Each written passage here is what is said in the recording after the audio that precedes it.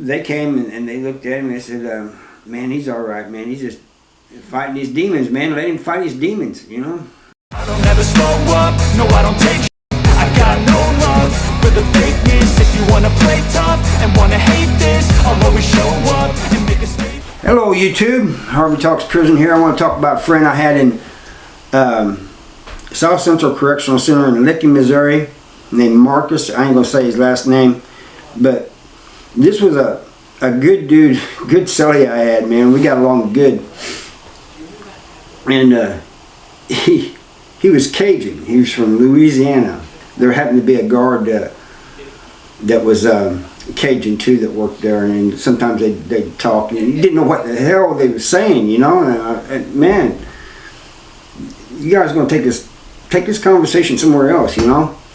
That's the only thing that bugged me about him is he would talk to this guy because they spoke the same, you know, thing, you know.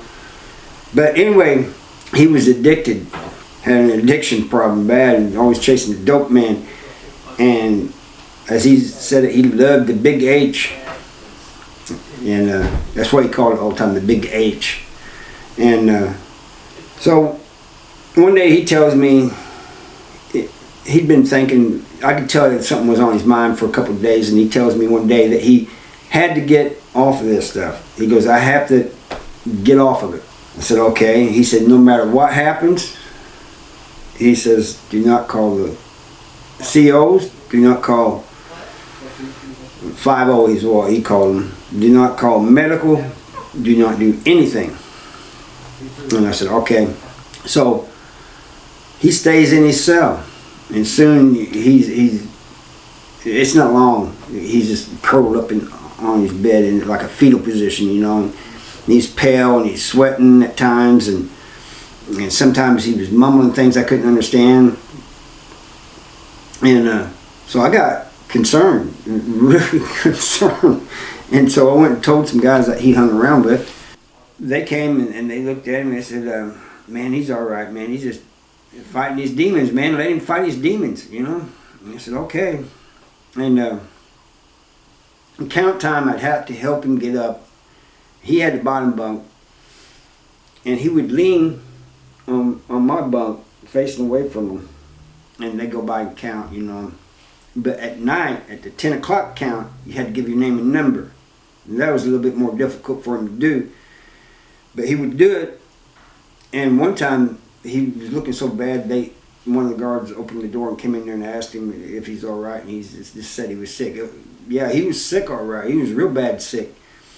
And but anyway, one morning I get up and I notice that he's not like shaking, or he's not moaning or anything. He's just laying there still, you know. And I'm thinking, oh man.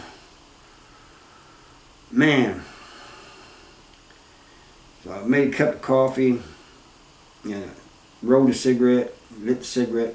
We was allowed to smoke back then. And I hear in a weak voice, "Harv, can I have a cigarette?" So I jumped, you know, which made him smile, this like weak smile, you know. And I wasn't used to hearing him talk, you know, so it surprised me. And so I gave him a cigarette. Anyway, he continues to get better and better and better, and gets where he's running around and stuff. And one day he comes back in. It's like a couple of days later, he comes back in. He goes, "Man, Harvey, were you concerned about me? Was you worried about me? Oh, that's so sweet." I said, "No, I was worried about me." He goes, "What do you mean?" I said, "Man, if you'd left us, I didn't want to charge." He goes, "Man, that's messed up, Harvey." No, I was concerned about him, but I was also concerned about me too, you know. But I was just happy that he made it through that, man. Congrats for him doing it, man. That had to be a struggle, you know. You know, before I went to prison, I used to look down on people with addictions, you know. And when it took me going to prison to see people and talk to them and understand them. You know, people when they're a kid, they don't grow up saying, I'm going to I'm going to be addicted to drugs when I grow up. They don't think that. And so it's not something they choose, you know. And they may choose to try this or that. We don't know what's going on in their lives, you know, to cause them to take this route. And so we got to think about that instead of just putting them down all the time, you know. And my brother was addicted too, you know. But anyway, there are people in prison for addiction alone. I ain't talking about those who have addiction and committed other crimes and stuff. That's understandable, them being in prison. I'm talking about those who have done nothing but maybe possession and being high or whatever, and they're in prison. That's all they're in prison for. That's wrong, man. In my opinion, that is wrong. You know, they don't need to be in prison. They need to be getting help somewhere, or the state need to be trying to give them help somewhere, you know, instead of just throwing them in prison, you know, because of their addiction. That's the way I see it. That's my opinion. Other people may see it different, but that's from my experience of talking to these people and seeing them, getting to know them and stuff. This is how I feel about it, you know. I think it's wrong. Now, there are some that's in there that they committed other crimes while they was addicted, you know, and that's understandable. But I just wanted to tell the story of Marcus. Man, I'm gonna have to try to look him up or something. I don't know if he's out yet or not, but I'm gonna think after I get off of here, I'm gonna try to look him up. He was a good dude, man. He was a funny dude. And I remember one time, right outside of our door, between the cells, they have these like things where you can open up and you see the pipes and stuff that go for the water and stuff. You know, that's where the plumber works sometimes. And there was these guys out there banging, a whole group of them banging and rapping. And so he tells them, he goes out there and says, "Hey guys, could you knock it off a little bit? You know, we're trying to watch TV. We can't even hear the TV with our headphones on." And they said, "Okay." A couple minutes later, it starts in again. He starts putting on his boots. I looked at him. I started putting on mine too. He goes, "What are you doing?" I said, "Man, I got your back." He goes, "I don't need your help." He goes, "I appreciate it, but I can take care of these guys."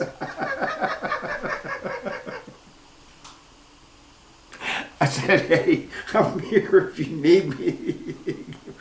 He goes, "No, I don't need you." I stood up anyway. He goes to the door. He opens the door.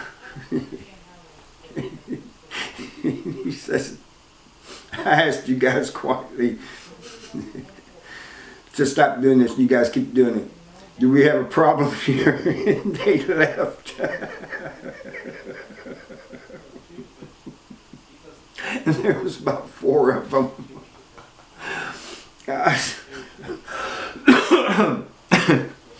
Well, I was like, man, I'm sorry. I'm sorry I'm laughing about this. Because it was a serious situation, really. It really was a serious situation. I'm just laughing at the fact he said, "I don't need your help. I can take care of these guys." Anyway, that's a little bit about the cellie I had for a little while named Marcus at Licking, Missouri. And I hope you guys got something out of this video and something of value, and kind of see my thoughts on how I feel about people who have addiction. And I thank you for watching. I'll see you next time. Bye.